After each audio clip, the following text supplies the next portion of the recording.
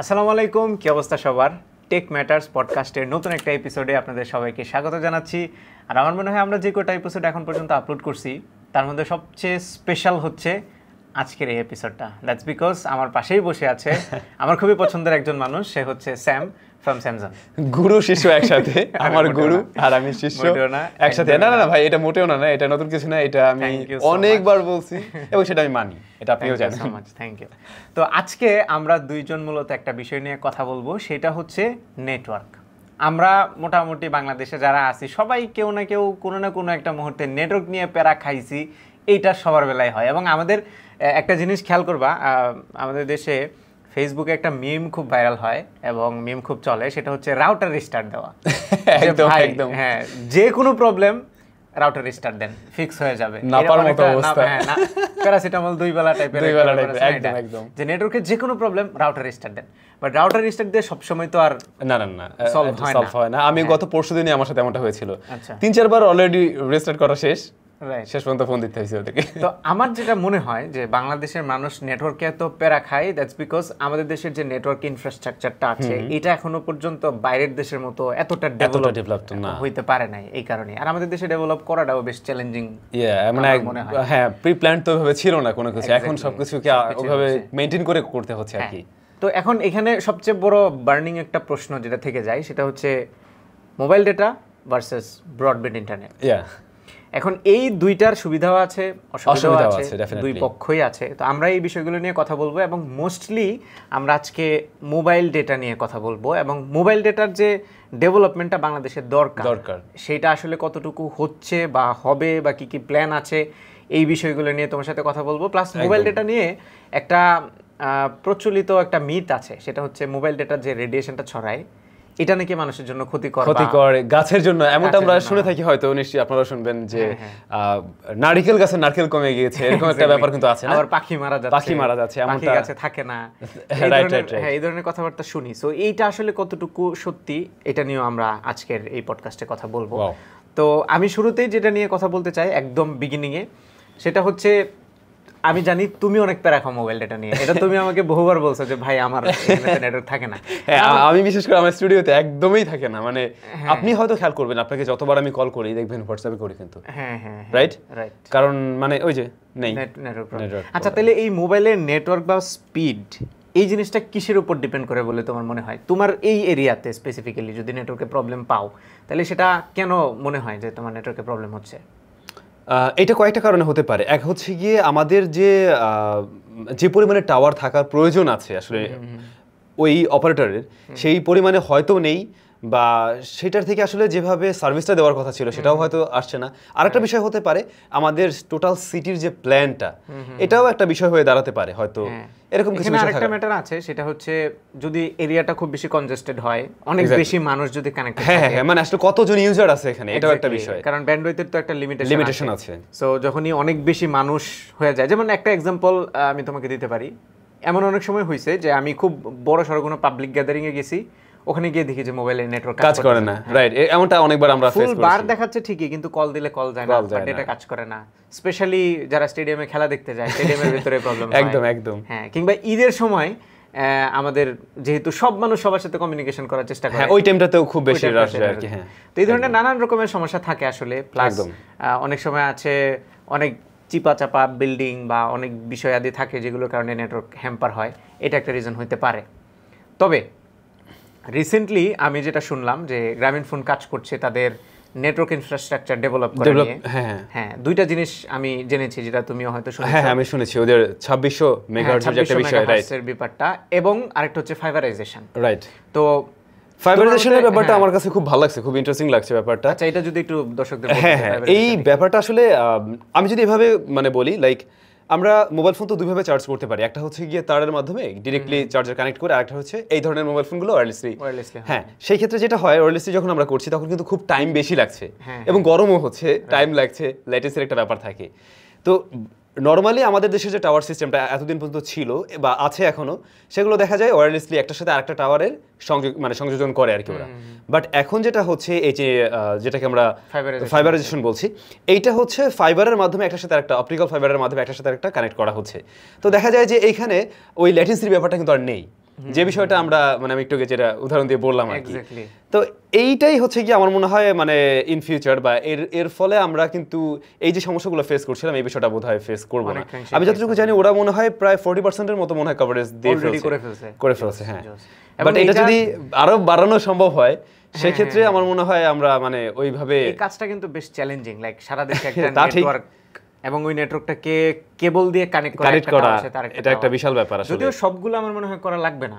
হ্যাঁ, আমি যতদূর জানি যদি টাওয়ারের প্রক্সিমিটি খুব কাছাকাছি হয় তাহলে সেক্ষেত্রে বোধহয় লাগে না এটা, বা সেক্ষেত্রে ওয়্যারলেস কানেক্টিভিটিটাই ফাইবারাইজেশনের মতোই প্রায় ফাইবারাইজেশনের মতো স্ট্রং হয়। হ্যাঁ, এটা খুব স্বাভাবিক, কারণ যত দূরত্ব বাড়বে ওয়্যারলেসলি হলে তো আরো বেশি সমস্যা। এক্স্যাক্টলি। সো আমার মনে হয় যদি স্ট্র্যাটেজিক্যালি এমন জায়গাগুলো চুজ করে ফাইবারাইজেশন করা হয় যেখানে ক্লোজ প্রক্সিমিটিতে অনেক টাওয়ার আছে, সো সেগুলো ওয়্যারলেসলি হলো, আর যেগুলো অনেক দূরে সেগুলো ফাইবারের মাধ্যমে হলো, তখন মনে হয় নেটওয়ার্কের স্পিডটা মানে সেটাও হতে পারে। এক্স্যাক্টলি। সো জিপিএ এটা নিয়ে কাজ করছে, এটা আমরা শুনলাম যে তারা ফাইবারাইজেশন নিয়ে কাজ করছে এবং সামনে এটা খুব দ্রুত তারা প্রোগ্রেস করছে। That is really great.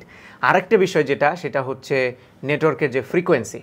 তো 2600 মেগাহার্টজ নিয়ে ওরা কাজ করতেছে। ব্যাপারটা আপনি একটু ক্লিয়ার করেন। হ্যাঁ, যারা জানেন আর কি যে নেটওয়ার্ক ফ্রিকোয়েন্সি কিভাবে কাজ করে, আমরা খুব বেশি টেকনিক্যাল ডিটেইলসে যাব না, আমি একদম লেইম্যানস টার্মে এক্সপ্লেন করার চেষ্টা করব যে আসলে ফাইবারাইজেশন কি, এবং ও তো বললোই, খুব সহজ ভাষায় বললো। তো ফ্রিকোয়েন্সিটা হচ্ছে মূলত আমরা যে মাইক্রোওয়েভ এর মাধ্যমে যে ডেটাগুলো ট্রান্সফার করা হয় ওয়্যারলেসলি, তো এই ওয়েভের একটা লেন্থ থাকে, ওইটাকে আমরা মূলত ফ্রিকোয়েন্সি বলি। সো অ্যাকচুয়ালি যে নেটওয়ার্ক ফ্রিকোয়েন্সিটা আছে, আমরা যখন খেয়াল করি যে 3G নেটওয়ার্ক কিংবা মোবাইলের কলের জন্য যে ভয়েস ওভারের, এই প্রত্যেকটা আলাদা আলাদা ফ্রিকোয়েন্সিতে চলে। তো 2600 মেগাহার্টজ হচ্ছে এমন একটা ফ্রিকোয়েন্সি ব্যান্ড যেটা মূলত 4G নেটওয়ার্কে ইউজ করা হয়, প্লাস এই 2600 মেগাহার্টজটা হচ্ছে অলমোস্ট 5G সমান স্পিড প্রোভাইড করতে পারে, এমনটা আমি শুনেছিলাম। আসলে এটা করে আসলে একদম কাছাকাছি, যদি 2600 মেগাহার্টজ পুরোপুরি ইউজ করতে হয় তাহলে একদম অলমোস্ট 5G এর কাছাকাছি স্পিড পাওয়া পসিবল। আর এটাও ভাই বাংলাদেশের জন্য হলে এটাও অনেক কিছু, টু বি অনেস্ট এটাও আমাদের জন্য অনেক কিছু একদম। এবং যে লোয়ার ফ্রিকোয়েন্সিগুলো আছে লাইক 1800 কিংবা তার নিচে, সেগুলো হচ্ছে 3G এবং মোবাইল ডেটা, মোবাইলে কলের যে ব্যাপারটা সেগুলো ইউজ করে। তো 2600 মেগাহার্টজ আশা করি খুব শীঘ্রই বাংলাদেশে স্প্রেড আউট হয়ে যাবে, এবং গ্রামীণফোন অলরেডি এনশিওর করছে যে তারা বেশ কিছু জায়গায় 2600 মেগাহার্টজ অলরেডি রান করে ফেলেছে, টেস্ট করেছে, ইভেন এখন রানও হচ্ছে। সো সামনে আরো লাইক প্রথমে বড় সিটিগুলো, তারপরে আস্তে আস্তে মফস্বল এরিয়াতেও চলে যাবে, 2600 মেগাহার্টজ যাবে। তখন যেই জিনিসটা সবচেয়ে ভালো হবে সেটা হচ্ছে আমরা এখন মোবাইল ডেটা দিয়ে লার্জ ফাইল ডাউনলোড করতে গেলে ভয় পাই যে এটা 3 দিন লেগে যাবে, 4 দিন লেগে যাবে, এটা সম্ভব না, মানে আমরা ধরেই নিই যে এটা ভাই সম্ভব না। 3-4 দিন লাগে না, কারণ নরমাল স্পিডেও এখন হয়তো 2 ঘন্টা সময় লাগবে, এটা তারপরেও আমরা ওটাকে কিন্তু পারলে একটু অ্যাভয়েড করার চেষ্টা করি। যদি 2600 মেগাহার্টজ আসে তখন কিন্তু যদি আমরা অফ পিক আওয়ারের কথাও বলি 50 Mbps প্লাস স্পিড পাওয়া পসিবল, আর যদি পিক আওয়ারে যায় তাহলে হয়তো একটু কম আসবে, বাট অফ পিক আওয়ারে 50 Mbps এর কাছাকাছি স্পিড পাওয়া পসিবল, যেটা 2600 মেগাহার্টজ এর ফলে সম্ভব। সো আই থিঙ্ক ফাইবারাইজেশন এবং 2600 মেগাহার্টজ এই দুইটা জিনিস আমাদের দেশের যে মোবাইল নেটওয়ার্কের যে স্ট্রাকচারটা, এটাকে অনেক দূর ডেভেলপ করবে, অনেকটা ডেভেলপ করবে। এই ক্রেডিটটা গ্রামীণফোনকে দিতেই হবে, বিকজ তারা মানে অ্যাট লিস্ট 5G টা আমাদের এখন ওইভাবে নেই, বা ওটা আসলে 5G বললে আসলে এটা সম্ভব না, এটা আমি বুঝি, কারণ 5G এর জন্য বাংলাদেশ ইভেন রেডিও না। সো অন্তত এটা যদি হয় আমার মনে হয় এটাই অনেক কিছু, এবং সেই সুবিধাটা আমরা নিতে পারবো। আরেকটা ব্যাপার দেখেন, আমি একটু বলবো, আমি যখন বাইরে যাচ্ছি, আপনার প্রচুর যাওয়া হয়, মাঝে মধ্যে আমিও যাই, তো সেক্ষেত্রে দেখা যায় আমরা ওখানে গিয়ে হোটেলে কিন্তু ওয়াইফাই পাচ্ছি, বাট বাইরে কিন্তু আমি যখন থাকছি তখন কি করি, ওই যে ট্যুরিস্ট সিম যেটা নিয়ে নেই ওইটার থেকেই হয়তো ডেটা ব্যবহার করি, বাট দেখা যায় ওদের হোটেলে আমরা যে ওয়াইফাইটা ব্যবহার করি তার চাইতেও বেটার। আমি অনেক সময় এমনটা করেছি, হ্যাঁ, মানে বাইরে থেকে আমাকে বাংলাদেশে কোনো একটা ফাইল পাঠাতে হচ্ছে, আমি মোবাইল থেকে হটস্পট কানেক্ট করে তখন এভাবে করছিলাম। মানে সেটাই যে আসলে মোবাইল ডেটা যদি পারফেক্টলি হয় সেটা আসলে বেটার। এবং পৃথিবীর বিভিন্ন দেশে যেটা হয় যে মোবাইল ডেটা কোম্পানি যারা আছে, ক্যারিয়ার, তারাই হচ্ছে তাদের মোবাইল নেটওয়ার্কের মাধ্যমে মানুষের বাসায় বাসায় ব্রডব্যান্ড কানেকশন দেয়। মানে মোবাইল ডেটাটা এতটাই বেশি স্ট্রং। সো আমার মনে হয় বাংলাদেশও ডেভেলপমেন্টের সুযোগ আছে, প্লাস মানে অনেক বড় একটা জায়গা আছে আর কি। এক্স্যাক্টলি। সো সেটা নিয়ে আমরা অবশ্যই অনেক বেশি আশাবাদী, একদম অনেক আশাবাদী, এন্ড ভেরি সুন হবে। আর তখন স্যাম হচ্ছে এই প্যারাটার খাবে না মোবাইল ডেটা নিয়ে, যেটা আমি খাচ্ছি রাইট নাও। বাট এই ব্যাপারে আমাদের অডিয়েন্সদের আসলে কি মতামত আপনারা অবশ্যই কিন্তু কমেন্ট করে জানাতে পারেন। আপনারা কে মানে কোন লোকেশনে থেকে সবচেয়ে বেশি নেটওয়ার্ক নিয়ে প্যারা খান, এটা একটু আমাদেরকে জানান কমেন্টে, তাহলে আমরাও একটু বুঝতে পারবো যে আসলে হচ্ছেটা কি বা কি অবস্থা। হ্যাঁ, বাট অনেকেই আছেন কিন্তু অনেক ভালো নেটওয়ার্ক স্পিড পান, যেমন আমি স্পেসিফিক্যালি যে এরিয়াটাতে থাকি ওখানে কিন্তু নেটওয়ার্কের স্পিডে খুব একটা সমস্যা নাই, খুবই ভালো স্পিড পাওয়া যায় এবং স্পেশালি আমি যেহেতু জিপি ইউজার, সো জিপির স্পিড নিয়ে আমি হ্যাপি আমার ওই এরিয়াতে। সো আপনারা একটু কমেন্টে জানাই দেন যে ঢাকার ভেতরে কিংবা ঢাকার বাইরে কে কোন এলাকায় আছেন এবং কেমন নেটওয়ার্কের স্পিড আপনারা পাচ্ছেন। ওকে, এইবার আমরা শুরুতে যে বিষয়টা বলতেছিলাম রেডিয়েশন, তো এটা মানে একটা ভয়ঙ্কর জিনিস হয়ে দাঁড়াইছে মানুষের মধ্যে, সবাই অনেক ভয় পায়। ইভেন মানে আমি নিজে এটাকে বিশ্বাস করি না বলবো না, মানে আমারও মাঝে মাঝে মনে হয়েছে যে হ্যাঁ আমি এটাকে বিশ্বাস করি যেন, কারণ আমি কয়েকটা বিষয় মানে গ্রামের মানুষজন বলেন বা আমার বড়রা যারা আছে আর কি, এরা অনেকে যে কথাটা বলছে তাতে আমি দেখি যে মিল পাওয়া যায়।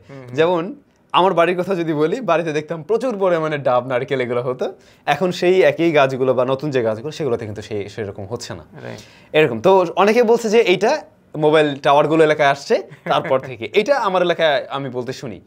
তো আমি অনেক সময় মানে বাধ্য হয়েছি বিশ্বাস করতে, বাট এটাও সত্যি আমরা বিভিন্ন রকম টেস্টিং দেখলাম। রিসেন্টলি মনে হয় বিটিআরসি একটা সার্ভে করলো, ইভেন বাইরেরও বেশ কিছু টেস্টিং রিপোর্ট বলে যে এই ধরনের হয় না। তো আসলে প্লাস আপনি আমাকে একটা দেখাচ্ছিলেন, যদি আমরা টেকনিক্যাল ডিটেইলস এর মধ্যে যাই তাহলে মোবাইল নেটওয়ার্ক যে রেডিয়েশনটা এমিট করে সেটা আসলে ভিজিবল লাইট থেকে অনেক কম। সো যদি আমরা বলি যে মোবাইলের রেডিয়েশন ক্ষতিকর, তাহলে আমাদেরকে বলতে হবে সূর্যের যে রশ্মিটা আছে, সূর্যের যে আলোটা সেটা আরো বেশি ক্ষতিকর হবে।